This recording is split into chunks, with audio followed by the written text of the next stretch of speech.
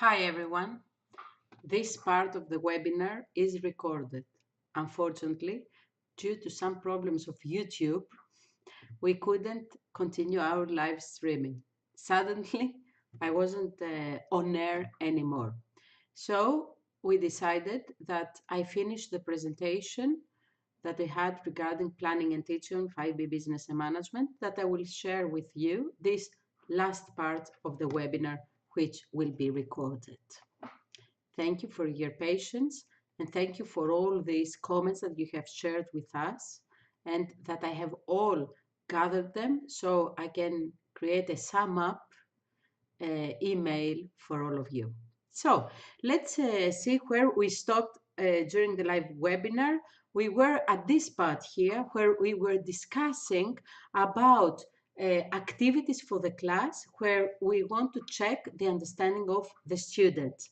We have already analyzed about the posters, the team mind maps, the role playing, the projects, the flipped classroom, find the questions, case studies, and past papers that are much needed in order to increase in order the students to increase their exam skills. There is also quizzes competition that you can use your laptop. For example, use a quiz from IB Genius. They shuffled questions, a time boundary, teams working together and see who will get the highest score. It's good for revising advantages and disadvantages and the fundamentals. Finally, field trips. Nice, quick field trips, for example, local supermarket to check pricing strategies and packaging. I will show you into the next slide an activity from a presentation in order to see an example of different levels of discussion that we can generate in class. Just one more tip, choose 2 or 3 additional activities for your class just in case you have more time, you have spare time, or you see that the class dynamics are for something different than you had originally planned. The example here that you will see, it is an example, for example, at the Maslow hierarchy of needs, where you have, you provide them the fundamentals, you provide the pyramid, and then you can ask the question, how can we apply Maslow's hierarchy of needs in a business? They can work out through discussion their answers, they can write them on a piece of paper or share ideas with whiteboards.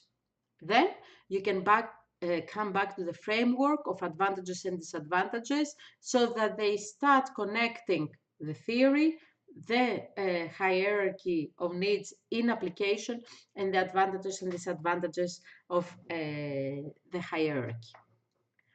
It is also a good idea, finally, to share with your students additional and further reading for those that want to explore more the concepts and the theories at home. Homework.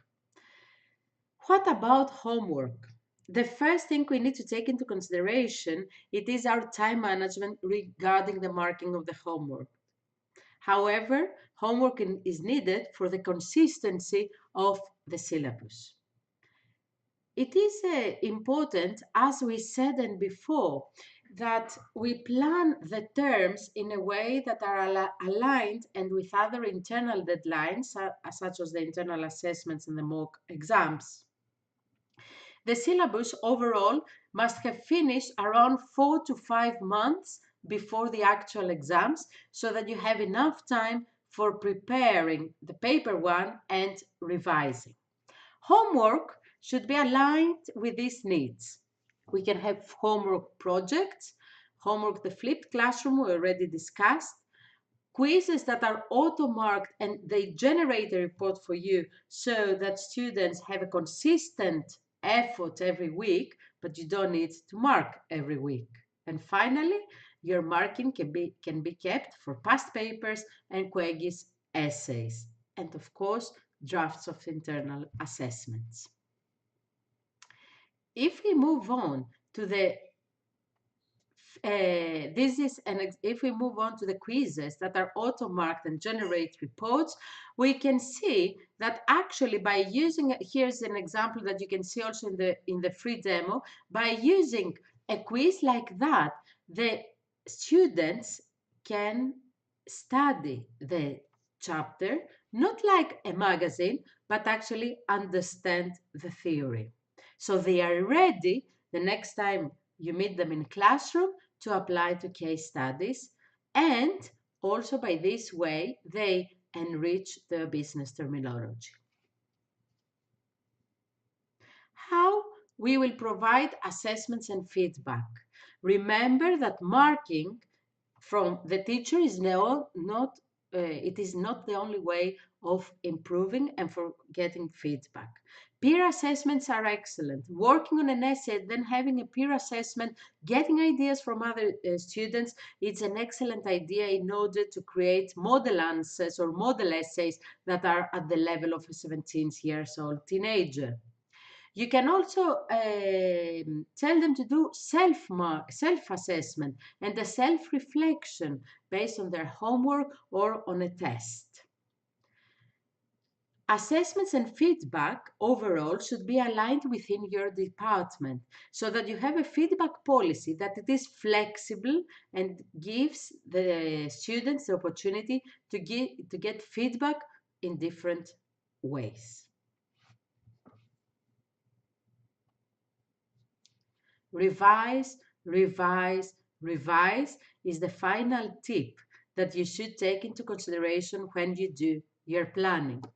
Quizzes, advantages, disadvantages, business tools, and interrelations among chapters are key issues that need to be taken into consideration when you finish your planning. What I would like here to focus on as an IB examiner as well, it is that although we have all these creative activities and fun activities you can run in class, we must always remember that we are running an exams-oriented classroom. We are coaches for a team to go to the Olympics Games, which is the IB exams. So always we must make sure that the students learn the fundamentals, build up a solid basis of business terminology and understanding of the business theories so that they're able to apply it at any case study. As I already promised to you, we will run with IB Genius from September onwards after summer holidays webinars for internal assessments and Quagis for more details on that, because I saw a lot of questions and comments on YouTube, which I will be glad to discuss further with you. Finally, in order to recap and summarize what we've said, use of technology. Teenagers are hooked on technology, so let's use it. See now how through Skype we are using technology in our global community. It also saves time for us. It saves time for marking. It saves time from organizing our resources. And finally, this slide, it is to wrap up the do's and the don'ts regarding our planning for next year. So let's keep it simple. Let's align with our colleagues and share resources.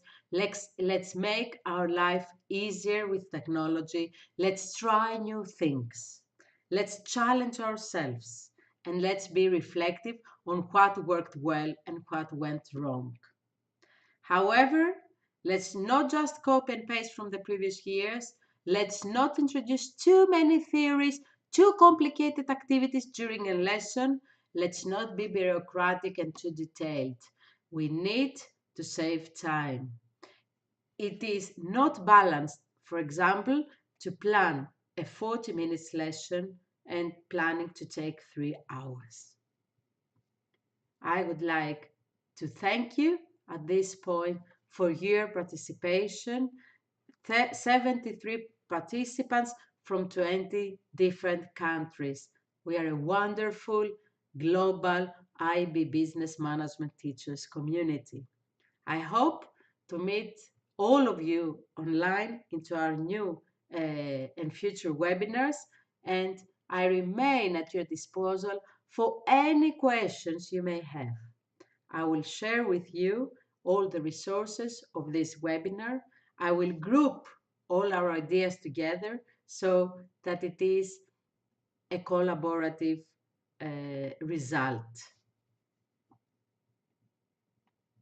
Thank you very much and have a nice day.